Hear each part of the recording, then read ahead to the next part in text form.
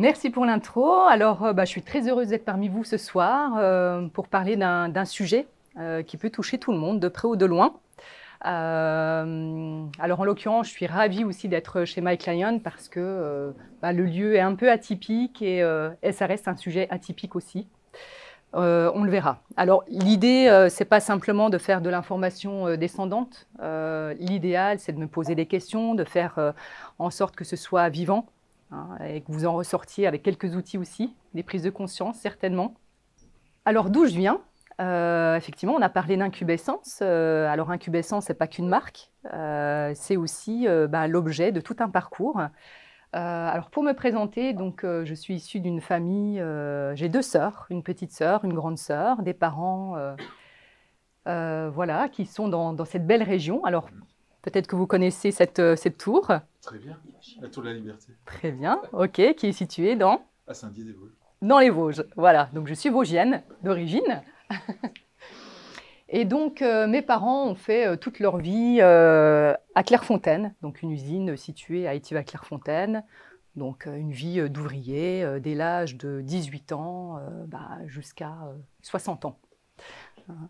Donc tout simplement pour vous dire que la valeur travail, je la connais bien. Les conditions de travail également dans ce type d'usine, hein, puisque j'avais fait un stage à l'époque lorsque j'avais 16 ans, 15-16 ans. Et effectivement, alors un jour, on entend la sonnerie qui signifie « Allez, on arrête, on va casser la croûte », comme on dit là-bas dans les Vosges.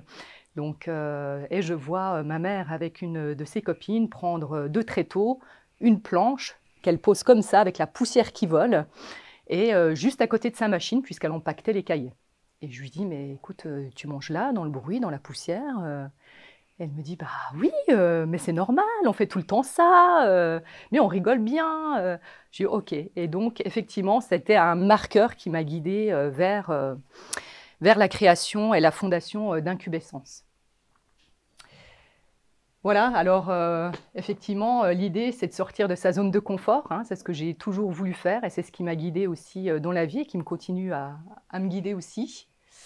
Et puis de pouvoir emmener avec moi voilà, des gens. Alors, ce qui me caractérise, voilà, c'est souvent par cette phrase-là, hein, il vaut mieux penser que penser. Donc, c'est un peu philosophique, mais c'est représentatif. À un moment donné, effectivement, on peut mettre un pansement, mais sur une hémorragie, ça ne va pas faire grand-chose. Et puis, ma philosophie également, qui est fondée en fait sur le méliorisme. Alors, philosophie d'entreprise, j'ai rencontré il y a 5-6 ans un philosophe d'entreprise. Et je me suis dit, ah bah ok, j'aimerais bien savoir d'où vient mon idée finalement. Et donc, en faisant cette philosophie d'entreprise, il m'a dit, bah écoute, c'est basé sur cette doctrine qui est le méliorisme. Alors, le méliorisme, quelqu'un sait ce que ça peut être? Bon, ça porte un peu la racine. Comment? Améliorer. Ouais, améliorer. C'est-à-dire, c'est une doctrine selon laquelle on pense que l'homme, avec un grand H, peut être amené à améliorer les choses, le monde qui nous entoure, par ses actions. Je vous ai mis mon parcours, tout simplement pour voir que globalement, hein, le fil rouge, c'est quoi? C'est de pouvoir accompagner, soutenir voilà, les personnes en situation de fragilité. Et tout a commencé à peu près ici. Alors, qu'est-ce qui m'anime fondamentalement, hein? Il y a un idéal, mais il faut aussi rester sur le principe de réalité. Hein. C'est-à-dire qu'à un moment donné, qu'est-ce qui va faire qu'on va pouvoir réussir? C'est de considérer effectivement nos rêves, mais ce principe aussi qui est voilà, cette réalité. Alors, quelques valeurs importantes aussi pour moi. La valeur de contribution sociale, hein, c'est ce qui m'a guidée aussi dans tout mon cheminement.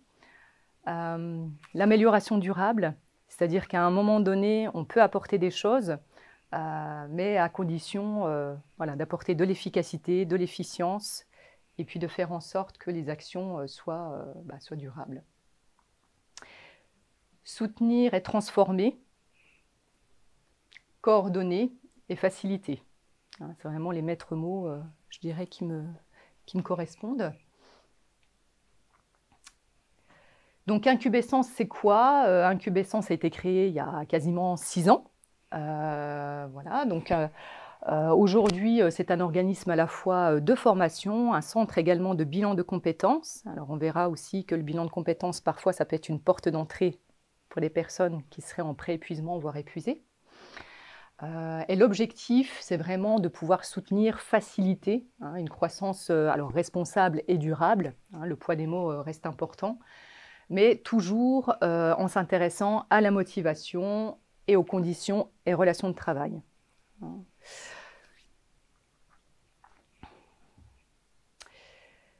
Alors, bien évidemment, comme la plupart des chefs d'entreprise, on a une ambition, c'est ce qui nous guide aussi. Mon ambition, alors ça a été Incubescence, alors ça l'est toujours, mais maintenant, c'est d'apporter quelque chose en plus. Et ce quelque chose en plus, c'est la maison du rebond. Alors, la maison du rebond, c'est quoi? C'est qu'à un moment donné, au fil de mes accompagnements, j'ai eu besoin d'expertise complémentaire. Alors, je vais citer par exemple Céline, qui est micronutritionniste, et qui va intervenir justement pour rétablir la santé physiologique, voire biologique. Des personnes qui sont fatiguées, n'arrivent plus à trouver le sommeil, donc le stress chronique va faire qu'il y aura un déséquilibre aussi biologique, etc. Donc voilà. Et aujourd'hui, Incubescence, c'est un écosystème de 9 experts. Donc on va retrouver aussi avocats en droit du travail et droit de la sécurité sociale, psychologues, médiateurs, cabinet de recrutement, etc. On va intervenir sur 3 niveaux de prévention, mais j'y reviendrai à un moment donné. Donc c'est prévention primaire, secondaire, tertiaire, c'est-à-dire vraiment pour couvrir la globalité des champs et de pouvoir intervenir de la sensibilisation jusqu'au pouvoir agir. Et puis la coordination de parcours sur mesure. On est tous différents, donc on aura tous des besoins différents, et donc c'est important d'en tenir compte et de mobiliser les ressources nécessaires. Il n'y a pas de solution toute faite. Alors ma fondation, c'est l'humilité, c'est-à-dire que chaque jour, voilà, quand j'ai des personnes accompagnées ou je rencontre des organisations, c'est important aussi de se remettre en question et de se dire, bon, finalement, qu'est-ce qui va le mieux fonctionner dans tout ça et qu'est-ce que je peux apporter? Et puis toujours ce principe de réalité, il faut revenir vraiment à l'essentiel pour que ce soit durable. Alors voilà, j'ai voulu représenter ça par une tour, je ne sais pas si quelqu'un la connaît. Mais c'est pas Saint-Guy, par contre. C'est pas la tour de la liberté. Mais effectivement, donc cette tour 828 mètres, c'est le plus haut gratte-ciel qui se trouve à Dubaï et qui est vraiment un monument, une construction humaine qui est gigantesque. Donc à un moment donné, quand on construit aussi ce genre de choses, il faut aussi beaucoup d'humilité et toujours ce principe de réalité de se dire, bon ok, on va réunir toutes les compétences nécessaires pour que la tour tienne, qu'elle soit jolie et qu'elle soit durable. Donc voilà, je la trouvais jolie, je l'ai mise en image. Alors, ce que je vous propose, donc comme je vous disais, humilité. Alors, on va voir la définition de ce terme en tous les cas. Je vous invite à prendre vos portables et à pouvoir répondre à... Il y a 2 questions. Tout le monde a répondu? Non, pas encore. Démarrage mon téléphone, mais un peu de temps. Ah, oui, pas de souci, j'attends.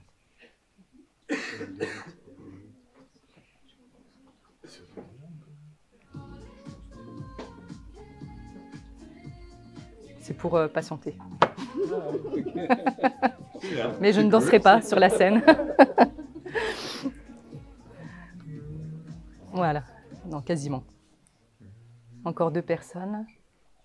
Alors, est-ce que vous êtes déjà posé ces 2 questions? Ouais. Alors, j'annonce les résultats? Oui. Ok. Première question. Avez-vous déjà été en burn-out au cours des 2 dernières années? Donc, on va commencer par le score le plus haut. 42% ont répondu non. Et ensuite, peut-être pour 33%. Et oui pour 25%. Alors, mais néanmoins, je tiens quand même à préciser que sur 31 personnes que nous sommes, 12 ont répondu. Donc, c'est un petit peu faussé, quoi. Et puis, sur la deuxième question, donc la deuxième, c'était combien de salariés en France ont été en burn-out en 2023? Alors, la première réponse était 2,5 millions de personnes. Donc là, vous avez été 31% à répondre. 41%, donc la majorité a répondu 1,8 million de personnes, ce qui est déjà pas mal. Et ensuite, 28%, 850 000 personnes. Voilà, alors 31%, 2,5 millions de personnes, en fait, c'est la réponse. Voilà. Voilà, donc dites-vous que voilà, 2,5 millions de personnes sur 2023, ouais. Ouais. Ah ouais, c'est énorme. Oui. Oui, oui, reconnu. Qui ont été reconnus. Hein. Ouais, ouais, parce qu'il y en a qui ne déclarent pas. Hein. Oui, oui. Là, c'est vraiment reconnu, déclaré, etc. Ouais. À combien de personnes en chiffre la population active? On est à 50... Ah, j'ai pas le chiffre. Voilà. Mon assistant va pouvoir... 30 millions, ouais, d'actifs. Ouais. Non, non, burn-out, ouais, ouais. Ouais, c'est ça, à peu près 30 millions. Ouais. Voilà, alors, bon, ce sondage, tout simplement pour objectiver aussi une situation, hein, c'est-à-dire que globalement, une prise de conscience. Est-ce que, d'après moi, j'ai été en burn-out ou pas? Alors, on a vu qu'il y avait quand même pas mal de peut-être, puisqu'on le verra, c'est pas facile à identifier, hein, c'est multifactoriel. Mais bon, les chiffres sont là, hein, donc quelques repères au niveau national. Donc là, on a vraiment 34% des salariés, donc il faut se dire que, voilà, parmi nous, un tiers ont été ou seront peut-être aussi en burn-out. Voilà. On parle aussi des managers en termes de catégorie. Bon, c'est presque du 50%, hein, donc quasiment 1 sur 2 à peu près. Donc ces chiffres datent de 2022, hein, empreinte humaine. La différence entre burn-out et détresse et détresse psychologique, c'est les prémices du burn-out, détresse psychologique. C'est du pré-épuisement. Et on n'a pas les chiffres pour les chefs d'entreprise? Pas pour les chefs d'entreprise, on a pour les DRH. 99, ouais. Donc, n'allez pas vous plaindre auprès de votre DRH, hein, parce qu'après, je la récupère. Non, mais c'est ça, voilà. Donc, ça, c'est une réalité, comme j'en parlais tout à l'heure. Alors, les entreprises me sollicitent aussi pour accompagner leurs collaborateurs. Et puis, maintenant, il y a un effet un peu inverse. C'est-à-dire, quand ils m'appellent, ils me disent « Ah, Madame Seri, j'aimerais vous parler d'une situation, d'un cas, effectivement, ça me concerne. » Bon, ok. Donc, voilà, c'est... Donc 82% des DRH en 2022. Bon, en 2023, les chiffres, à mon avis, sont à peu près les mêmes. Hein, on ne les a pas encore. Si on parle de femmes et d'hommes, 44% des femmes, 32% des hommes ont déclaré avoir... Alors là, c'est du déclaratif, hein, pour le coup. Ça n'a pas été diagnostiqué, mais... Voilà, ont déclaré avoir une mauvaise santé mentale. Alors, on le verra aussi qu'il y a une partie de subjectif qui est aussi importante dans la santé mentale, entre les éléments objectifs et le subjectif, le ressenti. Et du coup, sur les DRH proches du burn-out, c'est-à-dire qu'ils ont déjà été considérés comme en détresse psychologique ou pas encore? Oui, c'est ça. Oui. Ouais. Ils ont déjà eu l'apparition de signaux faibles qui généralement sont assez durables. Alors, de quoi on va parler ce soir? Donc, dès lors où ça touche un maximum de personnes en peu de temps et que c'est grandissant, on va parler d'une épidémie. Voilà, donc l'épidémie, hein, j'ai remis la définition Larousse. Le poids des mots reste important.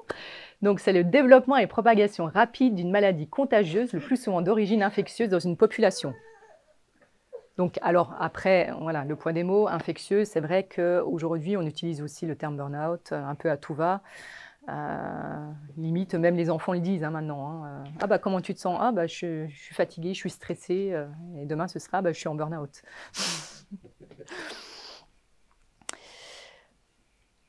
Alors, est-ce que c'est une croyance ou une réalité? Quand on parle de burn-out, bon, ce qui a déjà mis en évidence la majorité des cas, ou en tout cas l'expression de l'épuisement professionnel, c'est le post-confinement. Alors, je ne sais pas comment vous l'avez vécu, entre, effectivement, est-ce que j'ai eu de bonnes conditions pour bien faire mon travail dans un espace approprié, entre les familles monoparentales avec plusieurs enfants, enfin, etc. Donc voilà, j'ai connu aussi des personnes qui effectivement, en couple avec 3 enfants, le papa, j'allais dire, travaillait dans le salon, la maman dans la chambre, et puis les enfants comme ils pouvaient sur le coin de la table de la cuisine. Donc voilà, ça a généré aussi des cas de burn-out. Alors, pas que sur les conditions, mais c'est aussi sur des types de management en fait, qui n'ont pas été correctement préparés, hein, c'est-à-dire un renforcement du contrôle. Ah bah oui, tu travailles chez toi, voilà.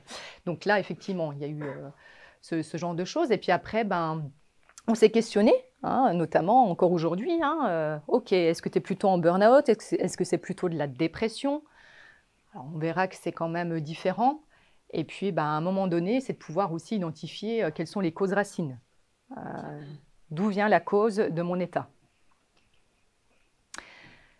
Or, vous le savez très certainement, hein, le burn-out n'est pas reconnu comme maladie professionnelle. Donc, c'est pour ça que généralement, voilà, si vous allez voir votre médecin, qu'est-ce qu'il va vous mettre sur l'arrêt? Ouais, c'est ça. Hein. Comment? Surmenage, maladie anxio-dépressive. Asthénie. Ouais. Anxiété, ouais. Voilà. Donc, bon, ce qui fait qu'à un moment donné, voilà, ça empêche aussi d'en parler librement parce qu'on cache finalement quelque part la vérité, quoi. Alors, est-ce que c'est une croyance, des croyances ou une stigmatisation? Alors là, je vous ai remis en fait des verbatims qu'on peut entendre au quotidien. Hein. Si elle est en burn-out, c'est à cause de sa vie de famille. Le burn-out, c'est un signe d'incompétence. Elle fait trop la fête, c'est normal qu'il ou elle soit fatigué. Bon, ça peut être une réalité aussi, mais... Après, il faut de la récurrence pour que... Voilà. Une petite dose de vitamine, et puis bon, ça ira bien. C'est pas grave, ça ira mieux demain. Prends des vacances si on a bien besoin. Et enfin, toi en burn-out, tu sais, toutes les entreprises ont le quota de burn-out. Alors, ça, je l'ai entendu de la bouche de certains RH. Mais il fait partie des 90%. Non. Donc, voilà, on banalise un peu le sujet. C'est normal, on a 10% de burn-out dans notre entreprise. Non, c'est pas normal.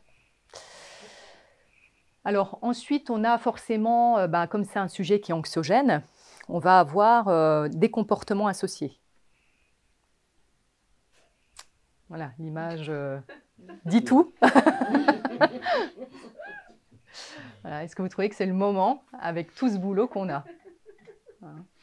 Voilà, il y a un petit décalage hein, quand même. Hein. Alors, quelle est la différence selon vous entre burn-out et dépression? Oui. Je ne suis pas sûre, mais je dirais que le burn-out c'est plus lié au travail et que la dépression c'est plutôt une maladie qui est... Ouais. Ok. Le burn-out ce serait plus du surmenage et la dépression plutôt côté maladif avec des penchants plus psychologiques.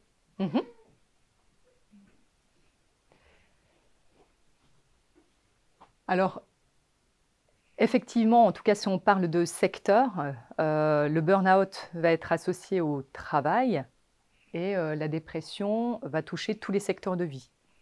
Donc, c'est-à-dire que là, je vous ai mis, alors le burn-out, on parle plutôt de syndrome d'épuisement, avec voilà, une perte d'énergie,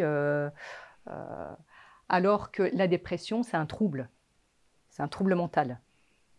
Donc, la différence entre perte d'énergie physique, donc là on le verra, hein, burn-out, c'est on est tout de suite HS, on est crevé, fatigué, ça vient d'un coup, même s'il y a quand même des signes avant-coureurs. Hein. Et la dépression, par contre, c'est la perte de plaisir. Alors ça, comment on peut aussi l'identifier? C'est quand la personne, par exemple, va vous dire « Ah, bah là, cette semaine, là, j'en peux plus, là, c'est bon, je suis vraiment crevée. Ah, bah, vivement ce week-end, on va passer un bon moment avec les enfants, on va être en famille. » Voilà, bah, ça, c'est burn-out. Par contre, dépression, ça va nulle part.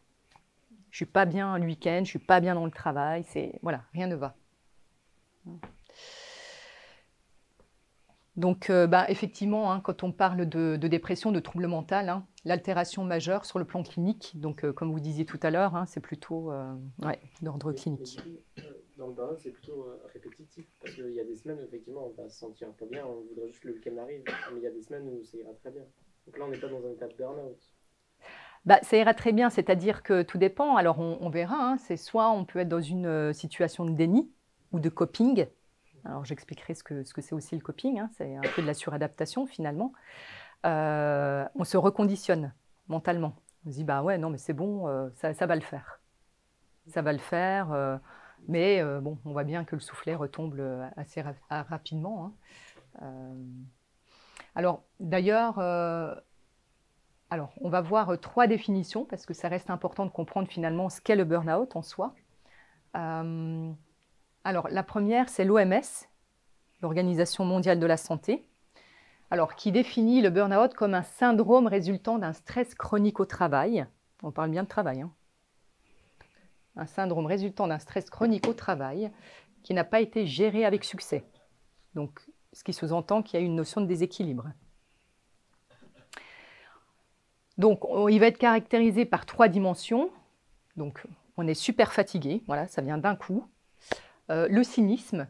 Donc, le cynisme, c'est, on va critiquer son travail, on va être dans la dévalorisation de son travail, etc. Et puis, on risque de faire du présentéisme. Hein, c'est-à-dire, je suis là physiquement, mais absent psychologiquement. Je ne suis plus dans l'efficacité, ou je vais procrastiner. Alors, Christina Maslach, donc, qui est une référence en la matière, hein, et donc qui a beaucoup travaillé sur le sujet du burn-out hein, pour pouvoir mesurer la sévérité. Donc, pour elle, il y a 3 dimensions. Il y a effectivement cet épuisement émotionnel. Donc, comme je vous l'ai mis ici, sentiment d'être vidé de ses ressources émotionnelles. Alors, ça pourrait ressembler un petit peu à de la dépression. Hein, c'est-à-dire, est-ce que vous avez déjà eu à un moment le sentiment de fonctionner un peu comme un robot? C'est-à-dire, plus d'émotion. Voilà, on fait ce qu'il y a à faire, je suis contente, pas contente, enfin voilà, il n'y a plus d'émotion. La dépersonnalisation, donc là, on est plutôt sur, effectivement, un petit peu comme tout à l'heure, un petit peu le cynisme, quoi. Hein. C'est ça, hein, on dévalorise les choses, on critique les choses. Et puis la réduction de l'accomplissement personnel. Donc là, on ne va plus être satisfait de ce qu'on fait finalement. Voilà, il n'y aura plus de fierté dans ce qu'on fait au quotidien. Et puis une 3e, parce que c'est aussi une référence en la matière, hein, Freudenberger. Donc là, ça date de 74, hein, donc ce n'est pas nouveau comme sujet. Hein. 74, je n'étais pas encore née. Presque. Bon, donc, donc lui, il parle d'un état de fatigue chronique.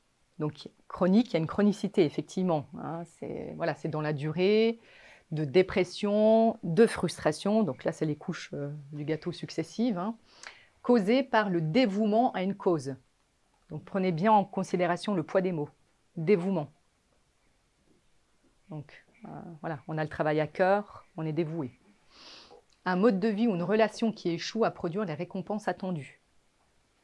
Donc, est-ce que ça vous fait penser... alors, peut-être que dans certaines de vos entreprises ont été menés des diagnostics, parce que généralement, quand il y a un problème, on dit « Ah, diagnostic risque psychosocial ». Enquête RPS, ça vous parle? Non? Bon, généralement, voilà, c'est pour quantifier finalement ou identifier ce qui ne va pas dans l'entreprise. La notion de déséquilibre. Et quand on parle de risque psychosocial, c'est quand il y a un déséquilibre entre le niveau d'effort que vous mettez et le niveau de récompense, qui ne vient pas à la même hauteur. Donc c'est cet écart-là, en fait, qui va faire qu'à un moment donné, vous allez plus ou moins bien le supporter et qui va prendre de l'ampleur.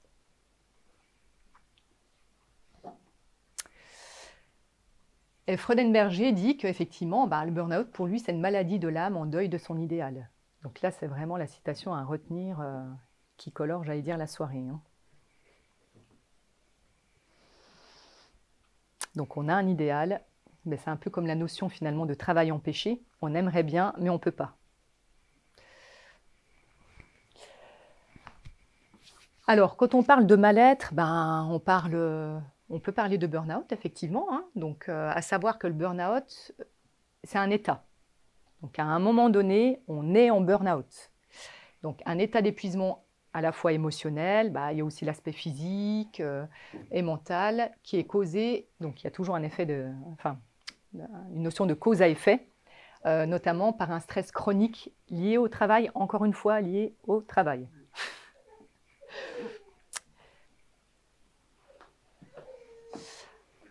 Alors, en termes de caractéristiques, on va retrouver un petit peu les mêmes choses, c'est-à-dire un épuisement émotionnel, la dépersonnalisation, c'est-à-dire le cynisme, et puis la réduction de l'accomplissement personnel. Alors, je vous ai mis également une autre définition pour catégoriser aussi un état de mal-être. Alors, deux choses une, soit on appelle le burn-out, soit on peut l'appeler aussi le SGA, le syndrome général d'adaptation. Donc, bon, poids des mots encore une fois, syndrome, donc petit à petit, général, d'adaptation. Donc, on pourrait supposer une suradaptation ou un déséquilibre. Voilà, donc en soi, le SGA ou le burn-out, c'est une réponse physiologique à un stress prolongé qui se déroule en 3 phases, l'alarme, la résistance et l'épuisement. Ça, c'est quelque chose que vous aviez déjà entendu ? Non, SGA? Ouais, voilà, c'est intéressant, hein, le poids des mots, syndrome général d'adaptation, c'est qu'à un moment donné, il y a un déséquilibre. Alors, à chaque phase, effectivement, on va retrouver donc des caractéristiques. Dans la phase d'alarme, donc il faut s'imaginer, la lumière s'allume, alarme, alarme, donc il y a une réaction au stress. Donc, à ce moment-là, on va avoir, comme les animaux, finalement, en période, dans une situation, on va dire, de danger, que fait l'animal? 2 options, il fuit ou alors il se fixe. Ouais, c'est ça. Troisième. Ouais, c'est ça. Soit il reste figé, soit il part au combat, ou soit il fuit. Et dans la majorité des cas, quand même, les personnes que j'accompagne, elles veulent fuir.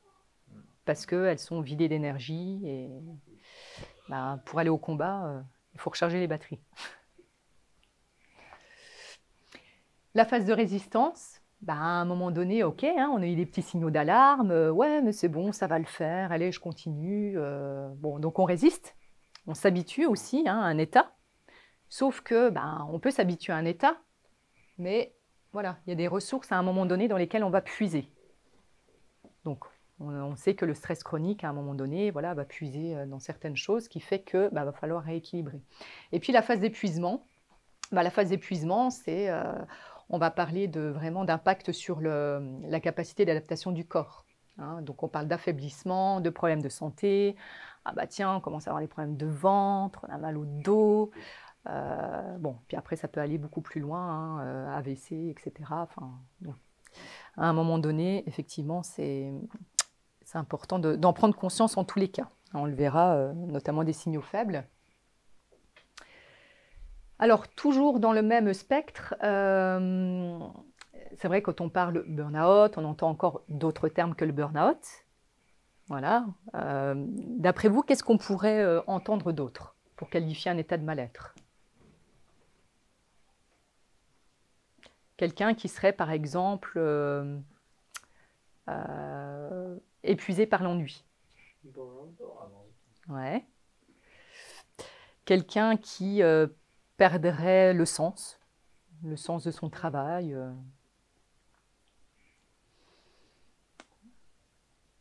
Alors, il y a déjà effectivement le bore-out. Donc là, on va y aller crescendo. Donc le bore-out, c'est finalement, je m'ennuie. Alors, soit je m'ennuie réellement, soit ça peut être aussi de la mise au placard. C'est aussi une façon de pousser un peu les gens. Voilà, et c'est aussi des techniques. Donc ça, ce chiffre-là, il est super intéressant aussi, hein, parce qu'on peut se dire, ah bah oui, mais bon, les gens qui s'ennuient, c'est bon, ils ne sont pas débordés par le travail. Hein. Bah ouais, mais sauf que à force, il peut y avoir des accidents cardiovasculaires.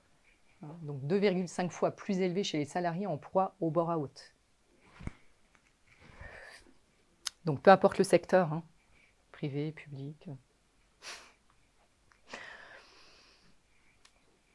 Le burn-out, c'est quelque chose que vous connaissez aussi, vous avez entendu? Non? Ok. Donc le burn-out, on est vraiment dans un désengagement progressif.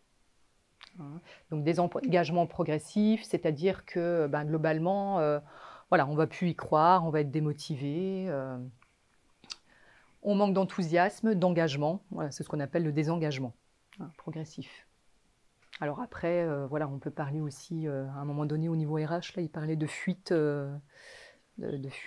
comment ils appelaient ça bref, voilà, des personnes qui fuient parce qu'elles sont désengagées, donc elles vont rechercher ailleurs ce dont elles ont besoin. Merci, c'est ça, des missions silencieuses. C'est qu'à un moment donné, voilà, elles sont dans un état de burn-out.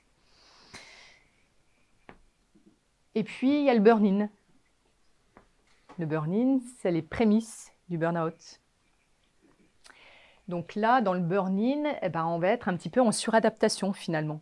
Hein, c'est-à-dire qu'on va être tellement engagé. Alors ça peut être aussi le cas, on peut s'imaginer une entreprise où tout va bien, où il y a une croissance exponentielle, les gens sont super engagés, il y a de l'innovation, tout ça, oui, on y va.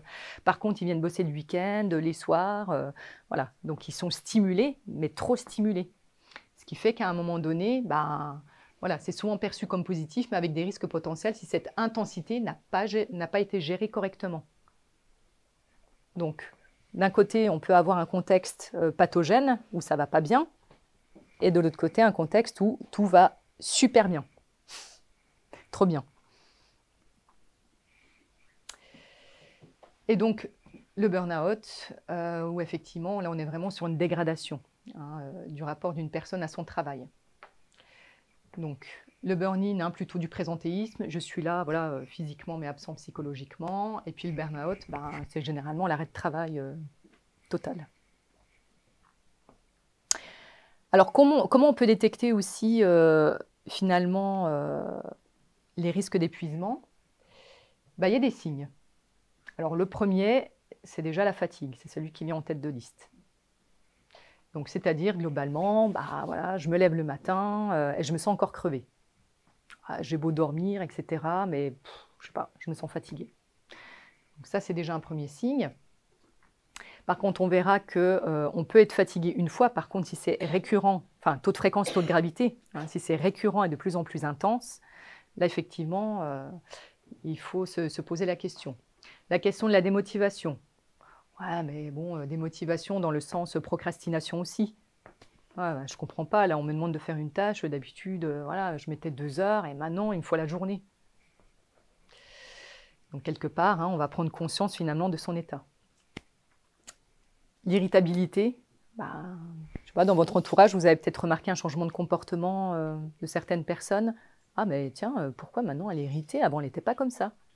Ah voilà, bah, c'est des prémices. Alors quand ça arrive régulièrement, hein, si c'est qu'une fois, elle a le droit de ne pas être dans son assiette. Mais le sentiment d'accablement, donc c'est-à-dire que ben, voilà, c'est le grain de sable qu'on met en plus et qui vient déborder, faire déborder toute une situation, alors qu'avant j'étais capable de tout gérer. Le fait d'être en repli. Bah, le repli, c'est qu'à un moment donné, voilà, ah bah tiens, j'ai une amie, ma meilleure amie m'appelle au téléphone, bah non, je décroche pas. Voilà, je reste dans ma bulle, je m'enferme, je m'isole. Et puis après, bah, il y a aussi le sentiment de honte. Donc, sentiment de honte, c'est ce qui fait qu'à un moment donné, on ne va pas forcément en parler. Parce qu'on a honte. On se dit qu'on est incompétent, on n'est pas capable de. Et puis, il y a le déni aussi. Hein. Bah non, je ne veux pas voir. Non, non, ça ne me ressemble pas. Allez, on continue comme ça. Et cette notion de coping. Alors, le coping, c'est quoi? C'est qu'à un moment donné, on va faire croire à notre cerveau que la situation n'est pas réelle. C'est-à-dire, on va faire en sorte d'être en suradaptation. C'est un peu de se dire, bon, bah, ça ne va pas, mais en fait, si, tout va bien. Allez. Donc ça, c'est des indicateurs que vous pouvez déjà garder en tête, pour vous ou même pour votre entourage, hein, histoire de pré-identifier.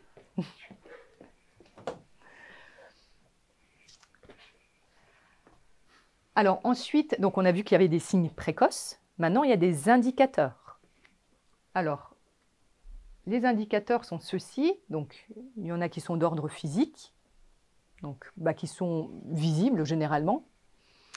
D'autres qui sont émotionnels, cognitifs et comportementaux. Et je rajoute aussi les verbaux, parce que généralement, on peut être amené aussi à pré-identifier, à pré-diagnostiquer une personne qui pourrait l'être. D'après vous, quel type de langage elle pourrait adopter? Ouais, c'est ça. Ouais. Le langage guerrier. Hein. Allez, on va au combat, on lâche rien, on part à la guerre, alors qu'avant, elle n'avait pas du tout ce genre de langage, quoi. Donc, on voit bien que, voilà, elle est déjà dans le combat. Alors ici, j'ai créé en fait un outil, voilà, pour un client, et pour aider en fait les managers à pré-identifier les équipes qui sont en risque, en situation de fragilité. Donc, on retrouve par exemple dans les indicateurs physiques. Alors, il y en a plusieurs. Hein, donc là, ça vient de l'HAS, hein, la Haute Autorité de Santé. Hein, donc, si on prend par exemple les céphalées, hein, juste ici, donc avoir mal à la tête une fois, ça arrive. Hein. Bon, par contre, toujours pareil, hein, taux de fréquence, taux de gravité, comment je m'y situe. Alors ça, c'est quelque chose que je vous invite aussi à faire. Si vous vous rendez compte que voilà, chez vous, le stress se traduit plutôt par des céphalées, ou on verra aussi, hein, ça peut être des indicateurs émotionnels. Hein. Donc là, on a l'anxiété, les tensions musculaires, la tristesse d'une humeur, l'irritabilité, l'hypersensibilité, l'absence d'émotion, le manque d'entrain. Ça, c'est des choses qu'on peut plus ou moins pré-identifier. Ensuite, on a les indicateurs cognitifs. Alors, cognitif, en l'occurrence, qui revient assez souvent, c'est le trouble de la mémoire. Ah mince, je ne me souviens plus là. Et d'habitude, voilà, ça allait bien. Trouble de l'attention aussi. Les personnes qui sont plus, qui étaient de grands lecteurs, hein, qui dévoraient des livres et qui ne sont plus du tout en capacité de lire 2 pages, quoi. Donc voilà, ça c'est quelque chose d'important. Et puis après, ça peut aller beaucoup plus loin, hein, trouble des fonctions exécutives. Mais vous voyez, c'est des petits indicateurs anodins qui fait que s'il y a une récurrence et une gravité, une intensité, c'est un indicateur. Et si c'est un indicateur, qui dit indicateur dit risque et donc besoin. Imaginez, voilà, pour ceux qui sont peut-être venus en voiture, vous avez, voilà, vous prenez votre voiture, vous avez la jauge d'essence, le voyant qui s'allume, rouge. Qu'est-ce que vous faites? Tu vas à la pompe. Il y en a peut-être certains d'entre vous qui vont continuer. Tu dis, je peux encore faire 100 bornes. Bon, sauf qu'à un moment donné, s'il n'y a plus de pompe à essence, on tombe en rade. Donc, s'il y a un voyant, c'est un indicateur égale besoin. Voilà, retenez ça, parce que c'est super important. Et puis, on a des indicateurs comportementaux. Donc, bon, ça, c'est aussi facile à voir. Hein. Alors, plutôt, par exemple, pour les collègues, le repli sur soi, l'isolement. Ah, tiens, d'habitude, il venait boire un café avec nous, maintenant, il ne vient plus. C'est quand même bizarre. Voilà. Ou des comportements addictifs. Alors, l'addictif ne veut pas dire forcément addictif égale alcool. Hein. Ça peut être d'autres addictions, notamment le sucre. Tiens, là, j'ai une pique de besoin de sucre, là, et on voit qu'effectivement, hein, le stress chronique provoque ce besoin, en fait, de sucre rapide. Alors, j'aurais besoin d'un assistant, Walter, par exemple. Est-ce que tu veux bien me rejoindre, s'il te plaît? J'ai encore rien fait. Alors, Walter va nous faire une expérience très simple, qui est d'allumer cette allumette et de la tenir jusqu'à un moment où il ne pourra plus la tenir. J'ai déjà mouillé mes doigts. J'y vais alors. Allez. Il n'y a pas de détecteur de fumée ici. Hein. Non, il n'y a aucune sécurité pour les employés ici. Alors, je te propose de la tenir plutôt comme ça. C'est... Ah bah, j'ai toujours rêvé d'avoir la femme olympique. Voilà, c'est fait, c'est chose faite. Donc ici, ce que j'ai voulu faire, c'est de faire une analogie avec le burn-out. C'est-à-dire qu'à un moment donné, voilà, nous sommes l'allumette. Le burn-out, c'est quelque chose qui va nous consumer au fur et à mesure. Donc au fur et à mesure, alors après, reste à voir... Bon. Pas la même tout droit. À l'horizontal. Donc je pense que vous l'aurez compris, c'est-à-dire qu'à un moment donné, alors voilà, jusqu'où on va pouvoir tenir l'allumette. Est-ce que par rapport à son tempérament, il va se dire ouais c'est bon, ça va le faire, et puis il va garder le bout du bout et il va se brûler les doigts. Ouais, ça, on attend tout ça. On attend tout ça. Attends, bouge pas. Ou est-ce qu'il va être prévoyant et il va se dire finalement bah non, je vais peut-être l'arrêter avant quoi. Oh là là, technique. Ouais, je m'y attendais pas. Hein. Je suis joueur. Je m'y attendais pas. Ok. C'est quoi, c'est du déni là? C'est ou du coping. Voilà. quand même calcinée. Ouais, c'est ça. Elle est quand même calcinée. Bon, bravo.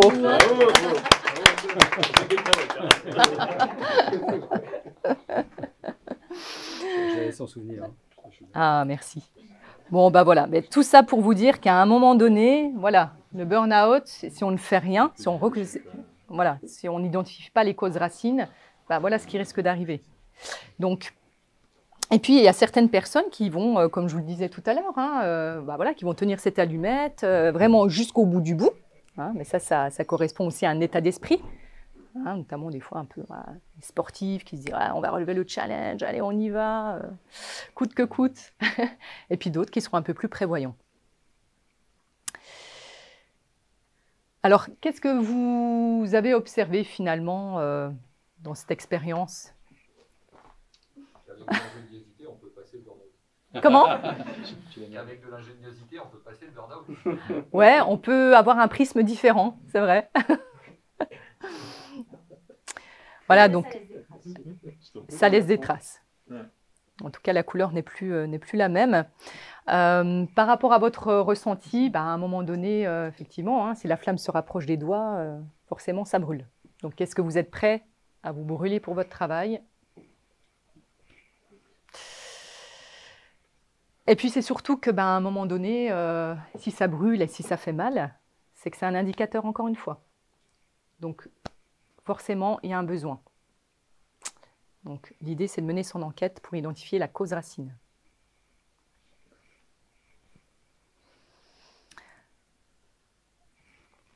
Alors, on va retrouver ici les 4 phases généralement hein, du burn-out. Donc, au départ, on a cette phase d'alarme, hein, la lumière qui s'allume. Attention, attention.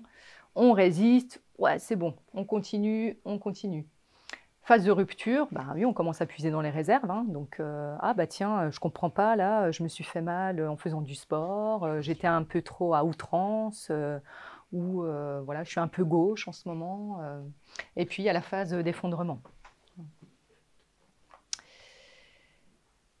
Alors, ben, moi, j'ai envie de savoir, en tout cas, ça vous appartient évidemment, vous n'êtes pas obligé de le communiquer, mais de connaître votre couleur. L'idée, c'est d'objectiver votre situation. Alors, je vous rassure, hein, les résultats vous appartiennent, hein, il n'y a rien qui sera communiqué. Mais voilà, vous allez pouvoir regarder quel est votre niveau d'épuisement. Alors, pourquoi cet outil? Parce que tout simplement, à un moment donné, comme je vous disais, il y a le côté subjectif, ce qu'on ressent, et il y a le côté objectif, qui est important à prendre en compte. C'est ce fameux principe de réalité. Alors, ça prend... il y a 9 questions, hein, ça prend 3 minutes à peu près. Donc, je vais vous laisser faire ça tranquillement. Alors, pour ceux ou celles qui ont déjà le résultat, cette coloration, est-ce que vous êtes plutôt surpris. C'est quoi votre rapport d'étonnement? Est-ce que ça correspond? C'est en phase avec ce comment vous vous sentez?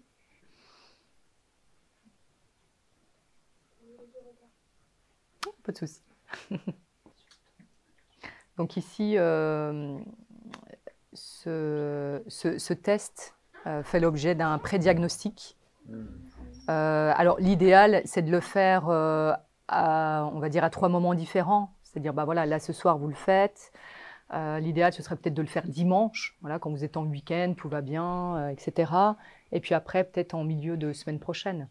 Et si vous voyez que les résultats ne bougent pas, et là je parle plutôt de la couleur orange ou rouge, bon, c'est qu'il faut peut-être aller creuser un peu plus loin. Vous aviez déjà fait ce genre de choses? D'objectiver un peu? dire que le ressenti qu'on peut avoir rétrospectivement, oui.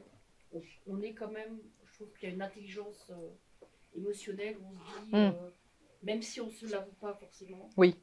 Vous le ressentez? On le ressent. Ouais, ok. Et est-ce que c'est plutôt facile de l'exprimer? Je pense qu'il y a un déni. Oui. Il y a un déni parce qu'on ne veut pas forcément voir la réalité. Parce que ça oblige à se remettre en question et à aller au-delà. Oui. On risque de découvrir certaines choses, mais généralement, c'est que du positif. Bon, sauf que ça crée effectivement de l'incompréhension aussi, et donc de la peur. Hein, donc c'est pour ça que cette situation de déni, généralement, elle vient tout de suite, parce qu'on se dit, bah non, je ne veux pas y croire. Hein. Alors là, je ne l'ai pas mis ici ce soir, mais c'est un peu comme si vous connaissez, certains d'entre vous, hein, la courbe du changement. Hein, c'est à un moment donné, bah voilà, on ne veut pas voir, mais on y est. Et puis, bon, bah voilà, il y a des étapes aussi à passer. Mais bon, les étapes sont plutôt simples à passer quand on se sent généralement en sécurité. Voilà. Donc la notion de soutien, elle reste aussi importante dès lors où vous pouvez vous exprimer librement avec une personne de confiance. Alors ici, ce test, il est issu du test de Maslar, hein, on l'avait vu tout à l'heure, hein, qui avait mené des travaux sur la sévérité du burn-out. Donc, alors qui s'appelle donc MBI, Maslar Burnout Inventory, et qui est utilisé justement pour voir quel est le niveau en fait quelque part de maturité du burn-out, et surtout de prendre de la distance. À un moment donné, on en parlait, entre le ressenti et ce qui reste objectif, et sur ce principe de réalité, c'est au final, voilà, qu'est-ce qu'il en ressort. Et puis, prendre conscience qu'il est temps d'agir.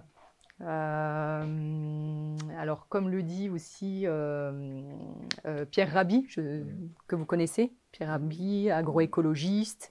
Donc, il y a un petit livre qui est super simple à lire, qui est génial, qui s'appelle La convergence des consciences, et qui dit à un moment dans son livre qu'il est important de prendre conscience de son inconscience.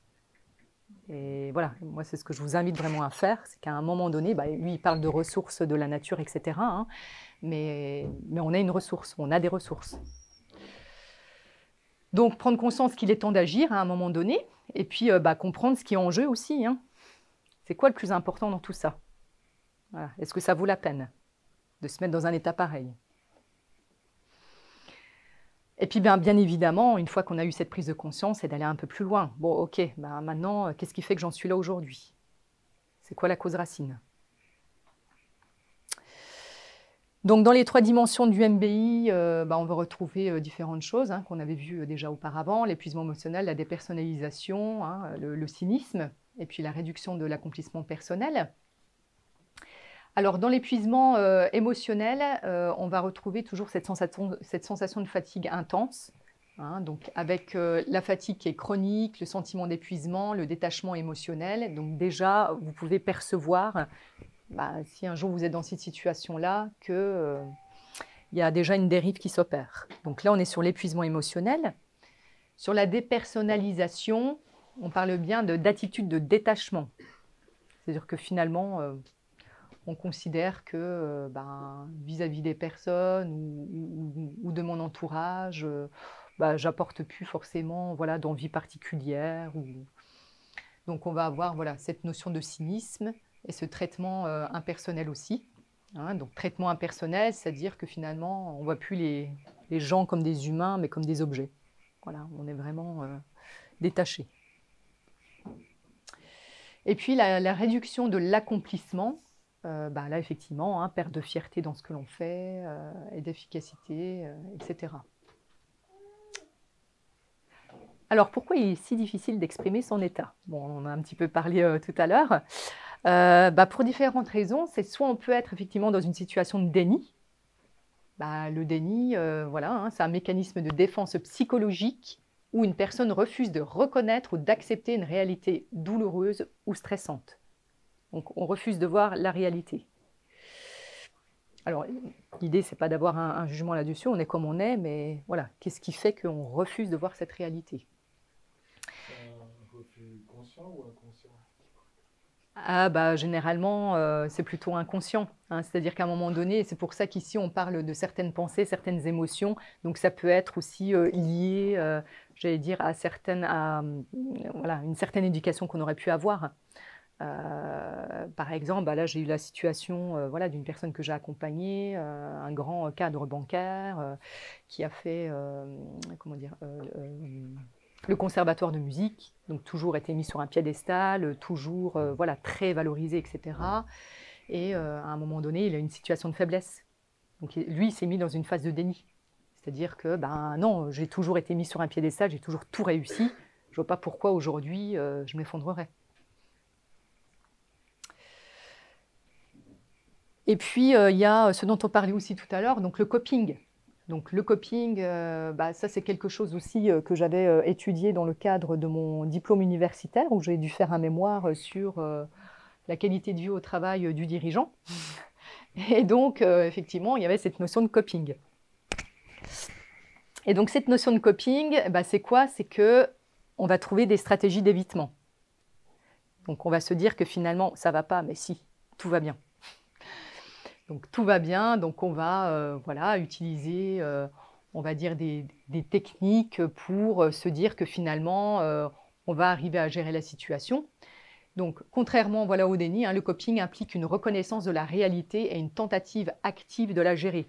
Donc on a conscience, on se voit dériver, mais on refuse. Oui. Mais est-ce que c'est la même chose que la positivité toxique ou pas du tout? Je ne connais pas ce terme. C'est quand on dit que tout va bien et qu'en fait, derrière, émotionnellement, c'est difficile.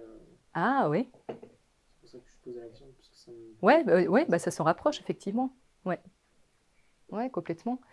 Donc là, c'est le cas aussi d'une personne qui m'avait contactée, manager d'une grosse équipe, une femme, et qui me dit, moi le problème, c'est que je me vois dériver, je suis vraiment dans un tunnel, mais je n'ai pas le mode d'emploi pour pouvoir sortir. Mais je me vois dériver. Je ne sais pas comment faire.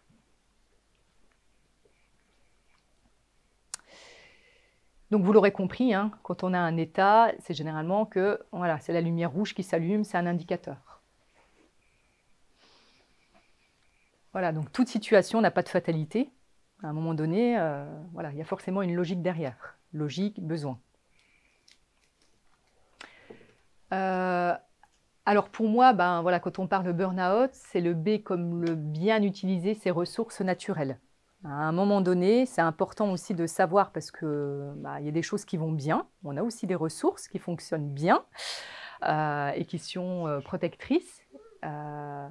Et donc ça, c'est important de pouvoir les identifier aussi.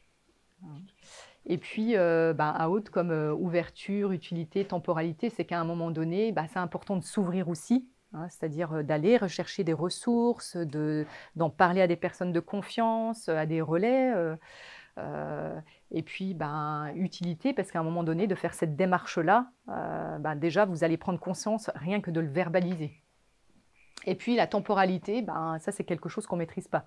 C'est-à-dire que il y a des personnes qui vont rester plus ou moins longtemps en épuisement, d'autres plus rapidement. Alors voilà, il y a différentes conditions aussi de vie qui vont faire qu'une personne va mieux s'en sortir qu'une autre.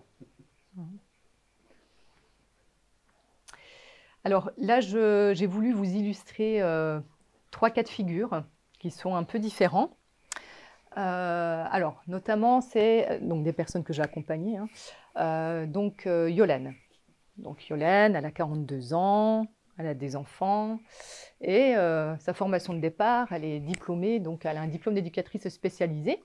Donc, elle est manager de 3 centres. Voilà, et donc, on est en période de confinement. Enfin, avec certaines ouvertures. Alors, je ne connais plus trop les dates, mais à un moment donné, voilà.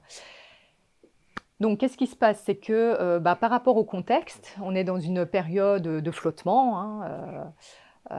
Les plaintes exprimées, elle se dit qu'elle est à bout, que ces équipes, c'est compliqué de pouvoir les gérer parce qu'il y a beaucoup d'absentéisme aussi.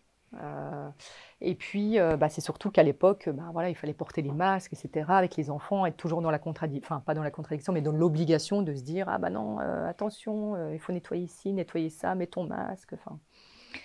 Donc ça, c'était un peu compliqué pour elle. Donc elle a été en arrêt de travail, puisque c'est sa DRH qui lui a dit écoute, je veux bien que tu es épuisée, va voir ton médecin, il va te mettre en arrêt. Et le médecin lui a dit écoutez, allez voir un psychiatre, il va vous donner ce qu'il faut.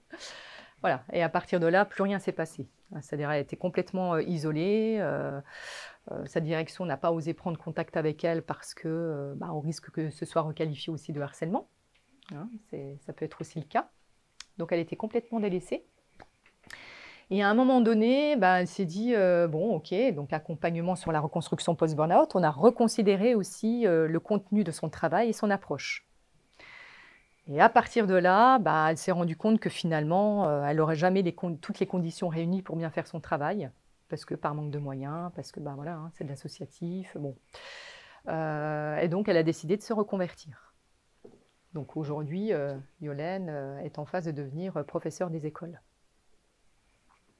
Bon, il y a quand même un fil conducteur par rapport à la petite enfance, mais... Christophe. Donc Christophe, il a 37 ans, il est célibataire, c'est un ingénieur, donc un ingénieur très doué. Donc il a fait la démarche, alors lui, ce n'est pas son entreprise qui m'a contacté, c'est lui directement, en googlisant, voilà, il m'a trouvé. Et puis il m'a dit, écoutez, voilà la situation, là je suis arrêtée, je viens de prendre un poste assez récemment, ça fait 6 mois à peu près, et ça ne va pas du tout. Voilà. Donc ça ne va pas du tout. Pourquoi? Parce que les plaintes sont qu'à un moment donné, finalement, le dimensionnement de son poste n'a pas été respecté. C'est-à-dire, voilà, on te met sur X établissements, 5 établissements, et en fait, il en a 20. Voilà, avec toute la complexité que ça peut engendrer d'aller récupérer des infos à droite, à gauche de certaines personnes. Donc là, on est vraiment dans une situation où... Et voilà, Christophe est aussi quelqu'un de très gentil. Alors que je dis très gentil, encore une fois, attention, il n'y a pas de... Mais voilà, il ne sait pas dire non. Il ne sait pas dire non, donc forcément, on lui donne des tâches. Oui, il les prend. Mais voilà, c'est un peu trop. Donc à un moment donné, de la même manière, on a retravaillé sur son approche du travail, son cahier des charges de reprise idéale, avec une belle coordination à la fois de son médecin du travail, des RH, de son manager. Là, aujourd'hui, ça fait 6 mois qu'il a repris et ce cahier des charges a été respecté. Mais parce qu'il y a une coordination qui a été voulue et motivée, où à un moment donné, la DRH a dit écoute, merci d'avoir fait ce type d'accompagnement parce que finalement, on s'est rendu compte que ton travail réel, enfin que ton travail, en tout cas figurant sur ta fiche de poste, n'était pas en réalité avec ce que tu faisais. Donc ça leur a permis de refaire une fiche de poste adaptée. Donc aujourd'hui, il est toujours en poste et avec de meilleures conditions de travail, de meilleures relations aussi, et de savoir s'exprimer aussi. Là, on a Philippe. Alors Philippe, 48 ans, marié, 2 enfants. Pardon ? On balance pas. Il a un peu On balance pas, on balance pas. Alors, j'aurais pu remettre une info, mais je ne l'ai pas mis parce que voilà, il ne faut pas stigmatiser. Il est HPI. Voilà. Donc, haut potentiel intellectuel. Donc, c'est quelqu'un qui s'investit énormément, qui prend tout à cœur, qui a super bien évolué dans l'entreprise dans laquelle il est, puisqu'il fait d'ailleurs partie du comité de direction. Donc on est vraiment dans... Et ce qui s'est passé, c'est qu'il a changé de manager qui lui a laissé peu de marge de manœuvre. Alors que le précédent, voilà, il avait toute l'autonomie, etc. Donc là, il a ressenti effectivement qu'il y avait un déséquilibre, si bien qu'il s'est arrêté, parce qu'il était en contradiction avec ça, en conflit de valeurs. Il s'est arrêté et là, il a découvert... il a découvert, on va dire, une autre vie. Donc, voilà, il allait faire du vélo, etc., marcher également, quand même pour se ressourcer. Et finalement, il a pris conscience que ce qu'il faisait au quotidien n'allait pas dans le sens de ses valeurs profondes. Donc, à partir de ce moment-là, bien évidemment, il l'a exprimé au sein de sa direction, qui n'a pas voulu s'adapter. Bon, comme ça. Qui n'a pas voulu s'adapter. Donc, le résultat, c'est qu'aujourd'hui, il est dans une démarche d'outplacement. Donc, il est en train de travailler son projet. Alors, outplacement ou bilan de compétences améliorées, mais en tout cas, sur un nouveau projet professionnel qui va mieux lui correspondre. Chose qu'il a aussi appris à reconnaître, c'est ses émotions. C'est quelqu'un qui a toujours mis à couvert ses émotions. Alors, voilà, et qui n'a pas été accepté dans notre, on va dire, dans le milieu du travail. Donc, il les a mises à couvert, mais finalement, quand il a été arrêté, là, il s'est rendu compte que, voilà, de nouveau, ça émergeait. Il se dit, oui, ok, moi, je suis un très bon technicien, etc., dans ce que je fais, mais maintenant, j'ai des émotions, qu'est-ce que j'en fais? Voilà, donc il veut les utiliser. Donc, voilà, il y a 3 cas de figure un peu différents. Après, il y en a d'autres, évidemment, mais... Alors, ils ont tous des points communs, au final. On pourrait créer un petit personae du profil. Donc, il y a une histoire de valeur, généralement, de motivation, de facilité et de besoin. Qu'est-ce que tu entends par facilité?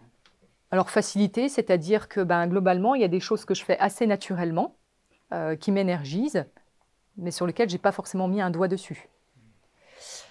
Alors, j'ai quand même... créer, mais bon, avec beaucoup d'humilité aussi, un type de profil par rapport aux personnes que j'ai accompagnées. Donc, parfois, on me demande la question de l'âge. Ah, oui, mais ça arrive plutôt aux personnes qui ont la quarantaine, la cinquantaine, etc. Non, pas forcément. Aujourd'hui, j'ai vu des personnes entre 25 ans et 57 ans. Après, effectivement, ça peut être homme, femme ou tout genre. Mais par contre, c'est des personnes qui ont le travail à cœur. Elles ont vraiment un amour du travail bien fait. Elles aiment leur travail profondément.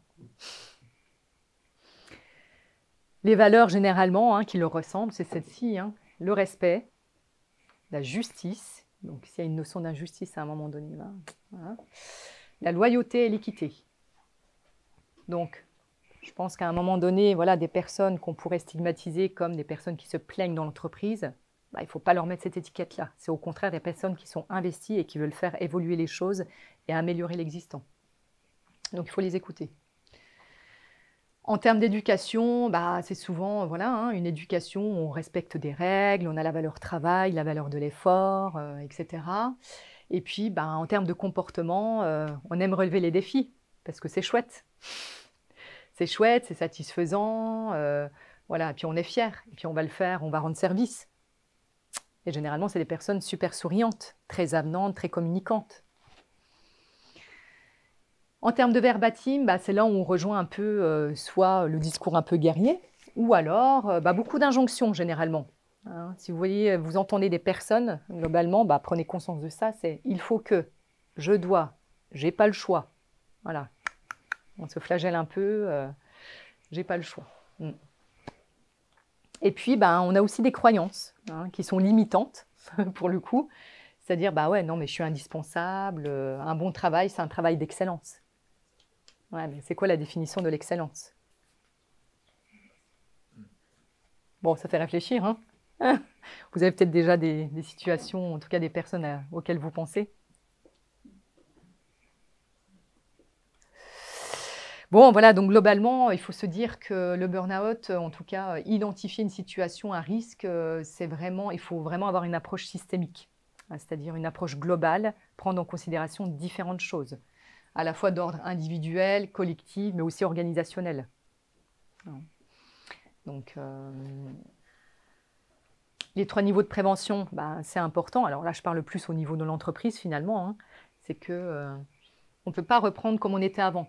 Hein, c'est-à-dire, alors on en parlait tout à l'heure, voilà, je suis arrêtée pour épuisement, et puis voilà, on me fait reprendre exactement de la même manière, dans les mêmes conditions. Là, c'est sûr que vous allez vous griller à nouveau. Hein. De toute façon, une personne qui n'a pas mené, on va dire, d'investigation pour comprendre les causes racines de son état, en moins de 2 ans, elle rechute.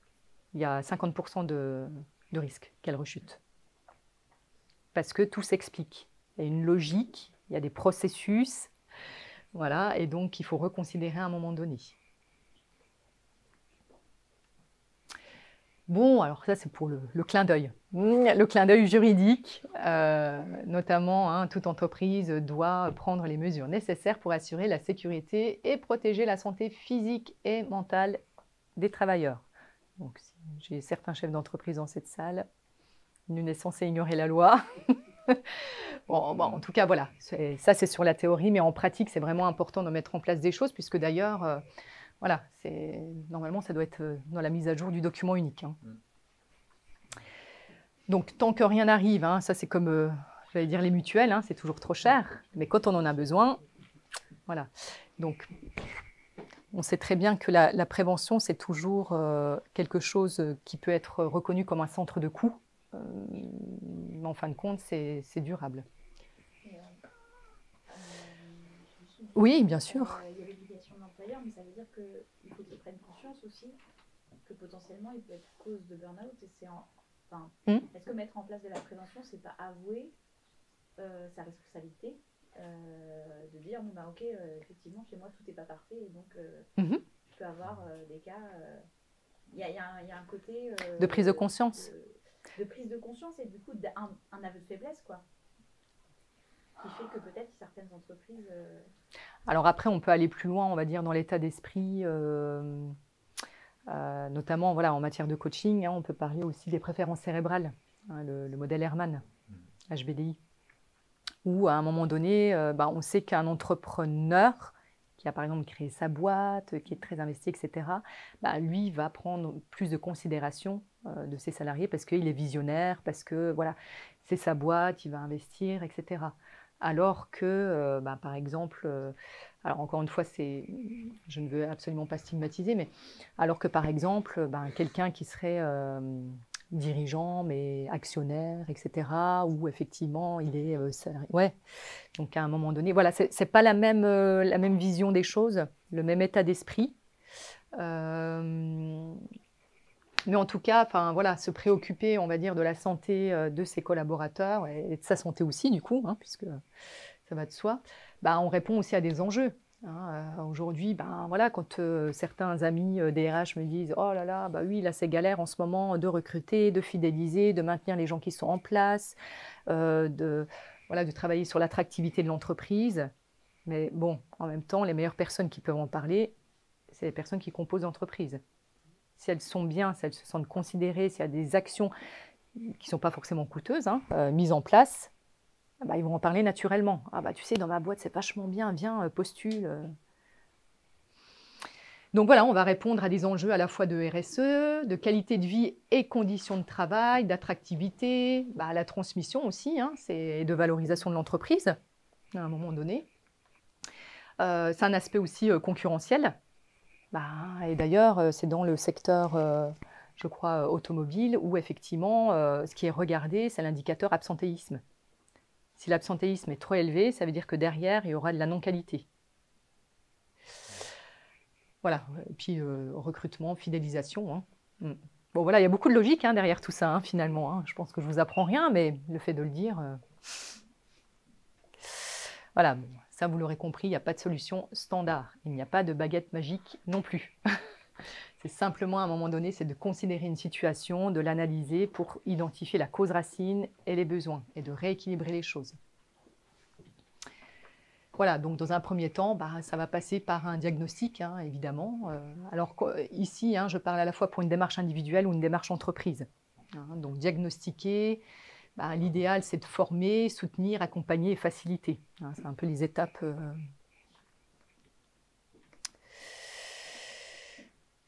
Je vous avais parlé aussi de prévention, les différents niveaux de prévention.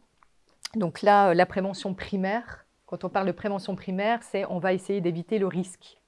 Donc éviter le risque, ça veut dire que finalement, on va peut-être mettre en place des formations pour sensibiliser et puis motiver, par exemple, au pouvoir agir, hein, donc plutôt de la sensibilisation. Alors pour ça, il peut y avoir différentes choses. Hein. Il peut y avoir des formations, il peut y avoir de l'accompagnement. Alors en termes de formation, ça peut être des ateliers thématiques sur mesure, ça peut être des outils notamment d'intelligence collective comme le Vision Board, de travailler par exemple, tiens, on va retravailler sur les valeurs de l'entreprise, ça permet de fédérer l'équipe, de parler de ce qu'on a ressenti durant l'atelier, etc. Et puis il peut y avoir des accompagnements de type du coaching opérationnel, c'est-à-dire on a un petit grain de sable, on ne sait pas comment le régler, mais allez, on a déverrouillé. Ensuite, on a la prévention secondaire. Donc là, on est sur le fait de diminuer le risque. Donc le diminuer, l'idée, c'est d'apporter des outils pour que les gens puissent agir, ou les managers aussi, hein, d'ailleurs. Donc là, il peut y avoir des formations, donc en l'occurrence que propose aussi Incubescence, qui sont singulières puisque sur mesure. Donc savoir détecter, soutenir et orienter les personnes en situation de fragilité. Hein, c'est quelque part vouloir être le relais dans l'entreprise. Donc ça, c'est chouette parce qu'effectivement, vous avez les outils et la posture et le discours à avoir. Savoir réguler son stress, savoir développer une qualité relationnelle grâce à la communication non violente, c'est aussi la base. Et puis construire une qualité de vie au travail individuel comme outil de prévention, plus l'accompagnement. Là, on est toujours sur du coaching managérial ou une cellule de remobilisation. C'est-à-dire, c'est la personne qui commence à être désengagée. Elle tient encore à un fil. Il y a 2-3 petits arrêts par-ci, par-là, mais elle n'est pas encore arrêtée totalement. Donc là, on peut remobiliser. Et puis, c'est là où on m'appelle généralement, hein, réduire le risque. Donc la prévention tertiaire. Donc là, on est plutôt sur du curatif, pour le coup. Donc faciliter la reprise. Donc l'idée, c'est de pouvoir accompagner la personne ou le collectif jusqu'à la reprise, en coordonnant un ensemble d'acteurs. Parfois, il peut y avoir, je ne suis pas en burn-out, mais par contre, je me pose des questions, j'aimerais faire un état des lieux de qui je suis, ce que je sais faire, etc. Ça peut être le bilan de compétences qui remet sur les rails aussi.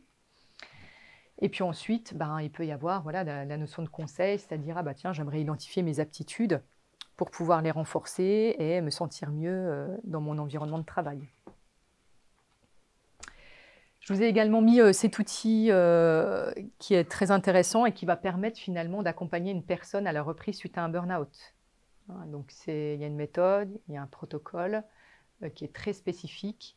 Et donc il y a eu le premier prix du jury de l'ANACT en 2012 et qui va permettre d'accompagner les retours à l'emploi des personnes victimes d'épuisement de façon très opérationnelle. Donc là, on va avoir une modélisation de la reconstruction, alors je ne vais pas m'étaler dessus, mais qui reste aussi déjà un autodiag au départ, hein, quand je reçois la personne, où là on a différents jalons qui représentent la reconstruction post-burnout et à travers lesquels une personne va passer systématiquement. Alors on n'a pas la notion de temps, mais par contre elle va les passer. Donc dans un premier temps, on va avoir une phase de retrait. C'est-à-dire, je suis toujours en poste, mais je tiens un fil, quoi. Après, on peut avoir la phase d'arrêt. Donc, je suis complètement arrêtée, donc arrêt de travail. Une fois que je suis arrêtée, il va me falloir une phase de repos. Je vous le lis parce que c'est peut-être pas très... C'est écrit petit. Il va me falloir une phase de repos. Donc, si j'ai rechargé les batteries, donc la phase de restockage, elle va me permettre de pouvoir réfléchir posément. Donc, si je suis en capacité de pouvoir réfléchir, je vais désirer une situation. Je vais me dire, ah ouais, bon, là, ça va mieux. Je vais peut-être pouvoir reprendre. Mais il y a un risque. Donc, s'il y a un risque, ça veut dire qu'on n'a pas suffisamment identifié le contenu, l'approche du travail, concrètement. Donc, une fois que le risque a été effacé, on est plutôt dans une démarche écologique. C'est bon pour moi, c'est bon pour mon environnement. Allez, à ce moment-là, je suis dans l'action, je suis dans le pouvoir, dans le vouloir agir et dans le pouvoir agir. Donc, ce qu'on appelle en anglais empowerment. Enfin, mon anglais n'est pas très bon. Donc, c'est ça, le pouvoir agir. C'est qu'à un moment donné, chaque jalon est important. C'est important qu'il soit verrouillé. Parce que le risque, effectivement, c'est la rechute. Alors, on va finir aussi par un autre outil qui est très bien. Certains d'entre vous connaissent peut-être, l'agenda de Morphée. Ça vous parle? L'agenda du sommeil. Donc, on a vu que finalement, le stress chronique, le burn-out était manifesté par une fatigue intense, extrême et rapide. Donc, l'important, c'est de pouvoir aussi quantifier ma qualité de sommeil. Donc, ça, c'est un outil de mise en liaison aussi avec votre médecin généraliste ou voire psychiatre, qui va lui permettre aussi d'analyser finalement les périodes où vous allez faire des micro-siestes, etc. Enfin, de comprendre. Même d'un point de vue, voilà, micronutritionniste, d'un point de vue métabolique, c'est de se dire, OK, voilà, qu'est-ce que vous avez mangé la veille, qu'est-ce qu'il faut éviter de, ou au contraire, qu'est-ce qu'il faudrait manger pour favoriser peut-être de la mélatonine. Plutôt que de prendre des compléments alimentaires, la nourriture est là aussi pour nous apporter ça. Donc, voilà, et enfin, je dirais que le burn-out, c'est une histoire d'amour. Voilà, c'est un gros cœur. Donc ici, je vous ai mis 2 verbatims qu'on me répète très régulièrement. On pourrait faire du copier-coller, globalement. J'aime mon métier, mais je n'avais pas les conditions favorables pour pouvoir faire du bon travail. On ne demande que ça, généralement, faire du bon travail dans de bonnes conditions. Si j'avais eu le mode d'emploi pour sortir du tunnel,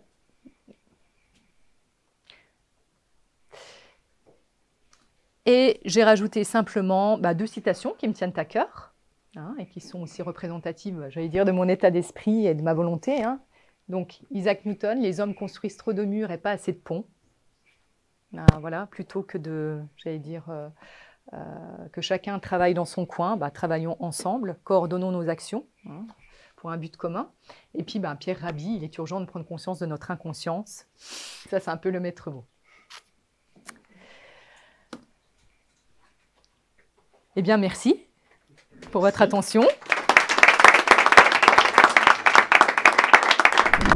Est-ce que certains d'entre vous ont des questions, suggestions? Ma question, c'est que tu as beaucoup lié le burn-out au travail. Sur les 3 définitions, il y en avait une qui faisait vraiment le lien au travail. Et on a, je pense aux aidants qui ont une charge très importante dans l'accompagnement, par exemple, de personnes malades. Est-ce qu'on peut parler de burn-out pour ces personnes-là? Oui, alors il y a différentes formes de burn-out. On parle aussi du burn-out parental, etc. Donc, après, l'idée derrière ce mot de burn-out, comme on l'avait vu tout à l'heure, c'est un état. Donc, si c'est un état, la méthodologie, c'est de rechercher la cause racine. Donc, j'allais dire, voilà, on peut parler de burn-out parental, mais ça veut dire que c'est un état, et s'il y a un état, il y a un besoin, il y a une cause qui est à rééquilibrer finalement. Je m'appelle Justina. Bonsoir. Bonsoir, Justina. Rescapée d'un burn-out. On parle énormément effectivement du milieu professionnel et personnellement je pense que le burn-out est quelque chose de beaucoup plus transverse. Mais également, d'un point de vue employeur, il y a une difficulté aujourd'hui avec tous les nouveaux métiers, les nouvelles entreprises, les nouveaux métiers. Ces métiers où on n'arrive pas à définir une fiche de poste concrète parce qu'on est dans une entreprise en création, en transformation. Et où on cherche des profils qui vont s'adapter. Donc, lier le burn-out au fait qu'une fiche de poste n'est pas respectée, c'est quand même quelque chose d'assez restrictif, je trouve, personnellement, dans le monde dans lequel on vit. Je ne suis pas entrepreneur, je ne suis pas chef d'entreprise, je suis salarié qui a eu un surmenage. Mais j'ai pu aussi comprendre l'entreprise dans laquelle je suis. Et surtout, j'ai l'impression qu'on polarise beaucoup toute cette approche de burn-out, que ce soit dans les articles qu'on lit, il y a l'entreprise contre le salarié.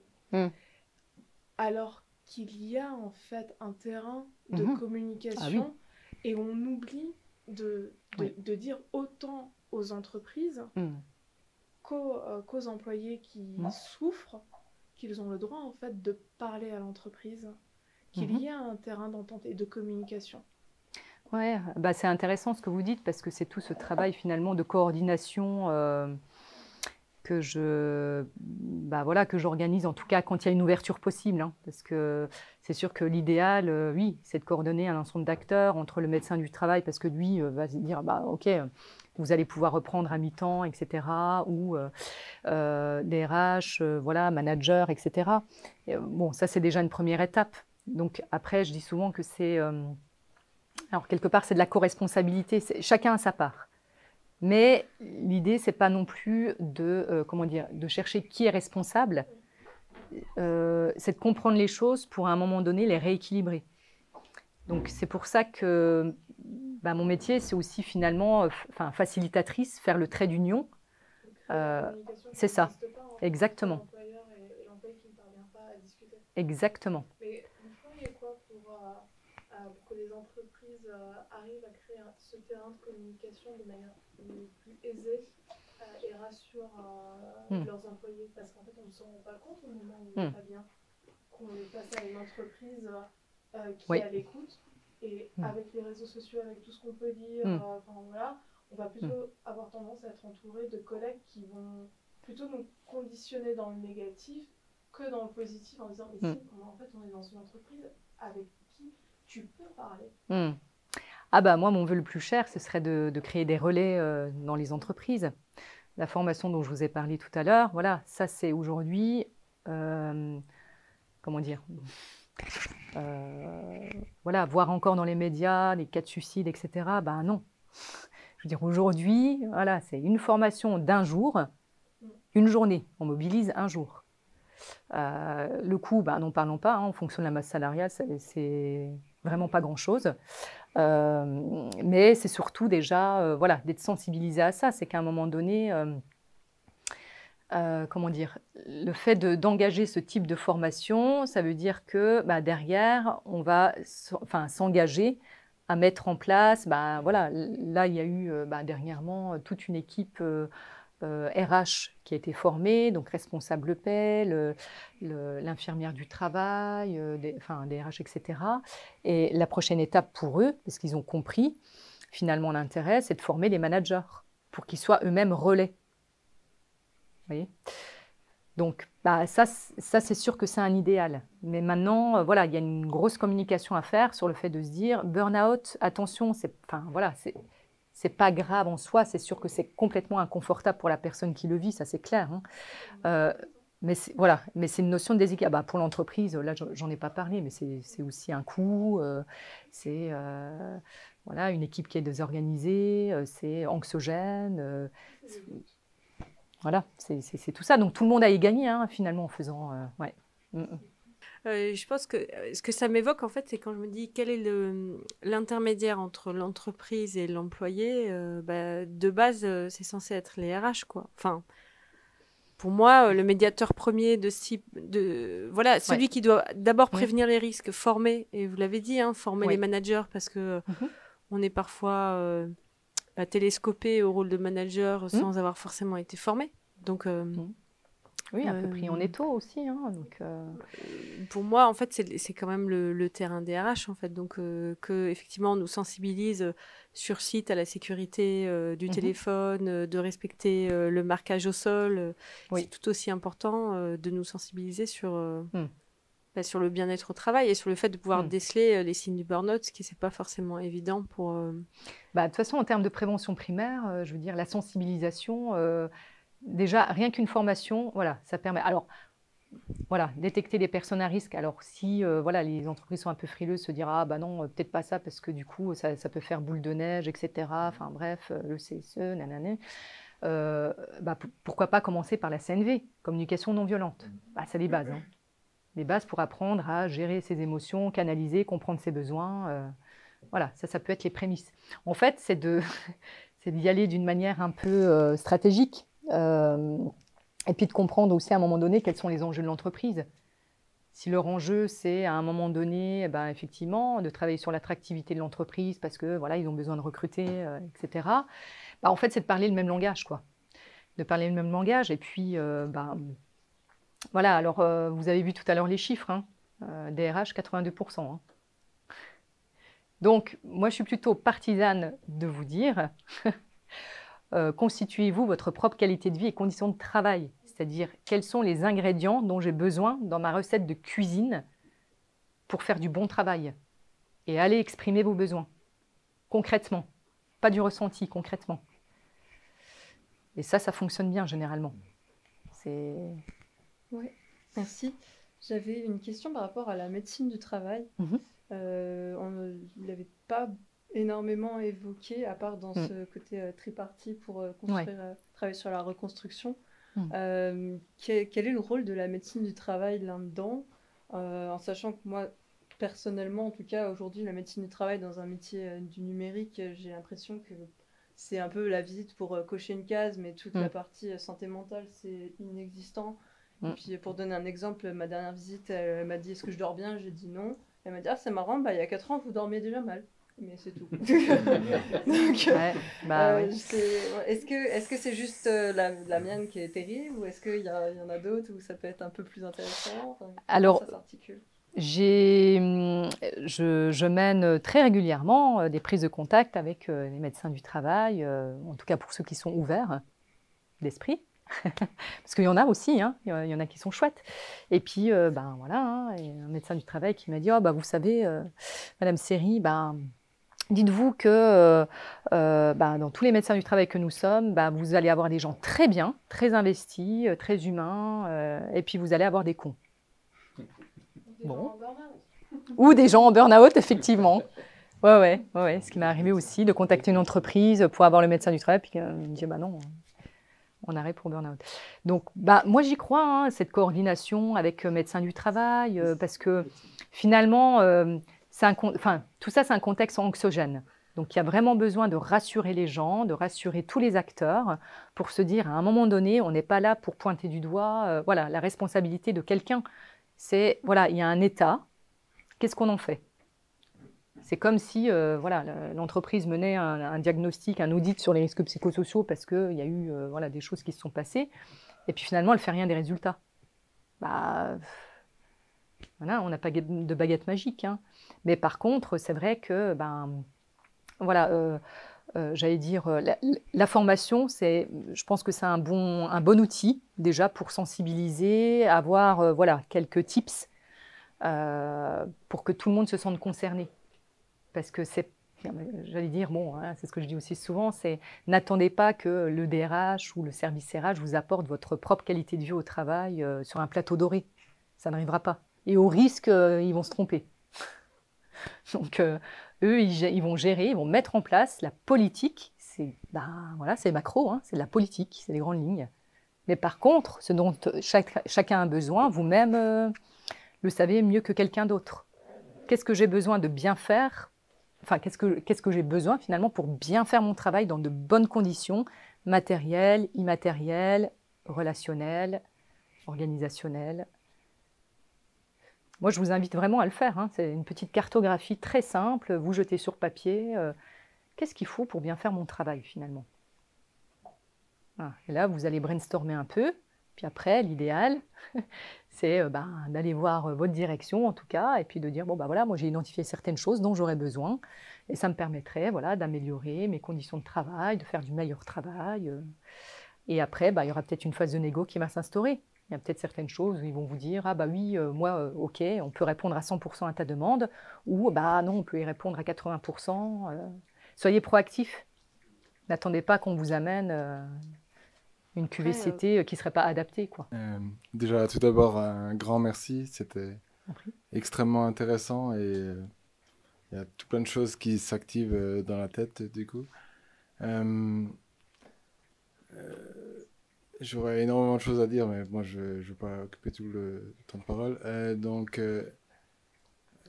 ça m'a fait penser déjà au début la différence entre dépression et burn-out. J'ai pensé à une citation qui dit dépression, c'est une agression contre soi, une agression intérieure en gros. Pour moi, le grand souci de tout ça, c'est que ça reste très flou quand même. J'ai l'impression comme à un moment on disait que tout le monde était un pervers narcissique ces derniers temps j'ai l'impression que tout le monde a un burn-out justement aussi et on gagnerait beaucoup à pouvoir un peu identifier plus clairement. Moi, je pense personnellement que j'en ai déjà même fait plusieurs, même si j'ai jamais vraiment consulté. Je coche quasiment toutes les cases. Mais ma question, ce serait quand on est dans le... Quand on a des obligations qu'on peut juste pas enlever, et qu'on est... comment on fait quand on est dedans, quoi, quand même, et qu'en même temps, on sent qu'on est vraiment sous l'eau, qu'on est à deux doigts de craquer. Comment on fait, du coup, quand on peut pas tout d'un coup dire stop à tout, parce que sinon, on peut plus payer, etc. Quoi. Ouais, bah c'est un travail chirurgical, hein, quelque part. Hein. C'est-à-dire, on va décortiquer chaque chose. Hein. C'est pour ça que je parlais de cause racine. Mais tout s'explique. Il n'y a pas de hasard. Hein. C'est pas tombé du ciel. C'est pas arrivé comme ça, de façon inopinée. Il y a eu des choses qui se sont passées. Donc, c'est vraiment de comprendre finalement quelle est ces causes racines, d'où ça vient. Et à un moment donné, qu'est-ce que j'en fais? Est-ce que c'est sur une échelle d'acceptabilité de 0 à 10, 10 c'est inacceptable, où j'en suis? Et à partir de là, qu'est-ce que j'en fais? C'est-à-dire, alors, voilà, c'est ce qu'on peut retrouver un petit peu dans la TCC, la thérapie cognitive comportementale ou la thérapie ACT, acceptation engagement, c'est-à-dire qu'à un moment donné, les choses sont ce qu'elles sont. Donc on est au présent, on ne peut pas changer le passé, on ne peut pas revenir dessus. Mais par contre, comment je peux me remettre en mouvement différemment? Donc la porte est fermée, je vais peut-être prendre la fenêtre. Ou alors il y a un mur, je ne vais pas buter contre le mur parce que de toute façon je risque de me faire mal, mais par contre il y a une brèche à côté. Voilà, c'est de reconsidérer, de reconditionner finalement certaines façons de faire, ou peut-être certaines croyances aussi, hein, de se dire, effectivement, moi c'est important de faire du bon travail parce que c'est pour ça qu'on m'aime, par exemple. Vous voyez, c'est vraiment de se dire, les choses sont ce qu'elles sont, maintenant comment je vais me remettre en mouvement pour refaire différemment. Mais tout ça en ayant une cartographie très précise de ce qui fonctionne pas bien, mais aussi de ce qui fonctionne bien. Hein, parce qu'il y a aussi des facteurs protecteurs. Il faut analyser, c'est important, parce que effectivement, le risque, c'est aussi de reproduire à un moment donné certains mécanismes inconsciemment, et ce qui nous met dans une situation de difficulté. Et c'est bien la raison pour laquelle, pour moi, c'est important de travailler avec un écosystème, c'est-à-dire que on est tous complémentaires, c'est-à-dire que chacun a sa spécialité. On va avoir le psychologue d'un côté, le médiateur, le juriste, le micro-nutritionniste, etc. Parce qu'on on se complète tous. C'est pour ça que c'est avoir une approche globale et une approche systémique et une réponse systémique aussi. C'est super important parce qu'aujourd'hui, malheureusement, chaque acteur est cloisonné dans ce qu'il fait. Donc, on a pu un cercle avec plein de points dedans, on a des points un peu partout. Mais comment on fait pour les rassembler à un moment donné? Bon, après, c'est souvent une histoire de personnes. Hein. Voilà, il faut aimer fédérer, il faut aimer les gens, aimer faire ce qu'on fait. Voilà, donc effectivement, il n'y a pas de solution toute faite, mais en tous les cas, d'avoir une intelligence de situation à un moment donné. Et puis, par rapport à ce que vous me dites, c'est on peut mettre des actions en place, mais voilà, il faut qu'elles interagissent. C'est-à-dire aller voir, par exemple, un psy, c'est très bien, ou un psychiatre, etc. Mais à un moment donné, on va reprendre le travail. Comment? Quand? Comment? Etc. Donc après, si la situation n'est plus acceptable, bah, c'est peut-être de reconsidérer, c'est pas grave, un projet, un autre projet, qui soit plus adapté, mais toujours avec cette considération de dire, bah, moi j'ai mes charges financières, etc. Voilà, toujours ce principe de réalité. Hein. Je répète assez souvent, mais c'est ce qui fait que ça fonctionne après durablement. Hein. Je me permets de rejumper par rapport à ce qui vient de se dire. Vous avez parlé justement de collaboration avec l'entreprise, avec les experts, bien entendu, c'est super important. Et de se poser la question par rapport à soi, ses propres limites, ce qu'on aime, ce qu'on veut, comment on considère son travail.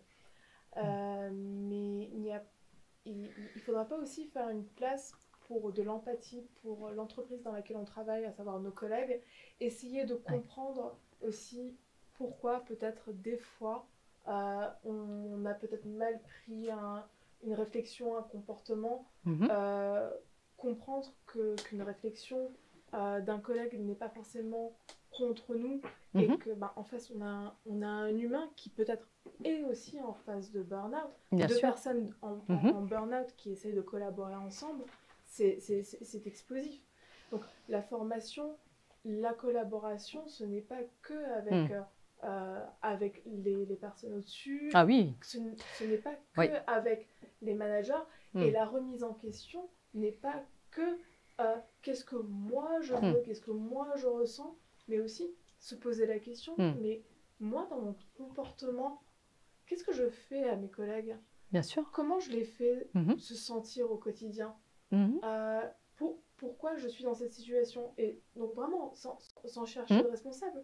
Parce qu'en fait, finalement, il y a un équilibre à trouver, mais sans empathie et sans communication entre personnes, comment est-ce qu'on peut s'en sortir?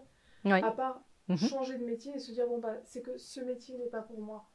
Alors, quand on a une éducation effectivement forte, famille ouvrière, dont je viens, en fait, on ne dira jamais « je n'aime pas mon travail ». C'est de la fierté. Bien sûr. Socialement, on a fait des études, on a fait un cheminement, on a un rôle. Et donc, dire « je n'aime pas mon travail », c'est quelque chose qui, encore aujourd'hui, peut-être pas pour les nouvelles générations, mais pour nos générations à nous, c'est quelque chose de difficile.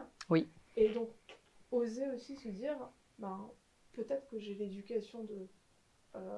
le travail bien fait, mais est-ce que le travail bien fait, ça veut vraiment dire que le travail que je fais est le travail que j'aime? Et donc, en fait, voilà, c'est toute la spirale de l'empathie. Ouais, bah, la question de l'empathie, c'est c'est pour ça que moi, j'y crois aussi beaucoup, cette formation de la CNV. La CNV, c'est ça, communication non violente, c'est un art de communiquer, déjà avec soi, et puis de se mettre en relation avec l'autre. Donc ça, c'est déjà pour moi la base, quoi. La base de la pyramide.